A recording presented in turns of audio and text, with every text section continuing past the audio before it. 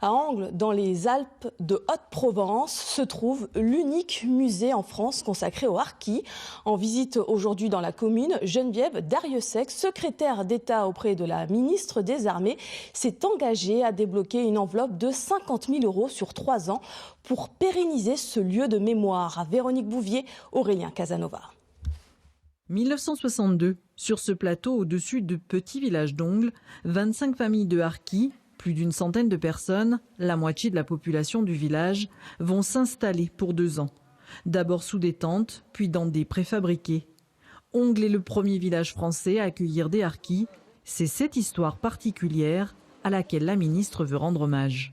Il me tenait à cœur de venir ici à Ongles pour visiter cette maison qui retrace une histoire particulière des harkis, et il me tenait à cœur de le faire avec des jeunes.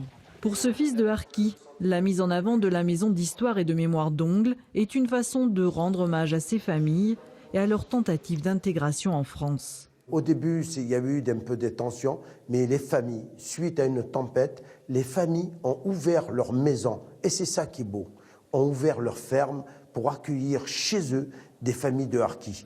Et les familles de harkis, le temps de la construction du hameau, ont cohabité avec des familles du village. Ce musée, seul lieu en France consacré uniquement à l'histoire des harkis, accueille sans cesse des scolaires. Mais pour continuer d'exister, il a besoin de soutien, notamment financier.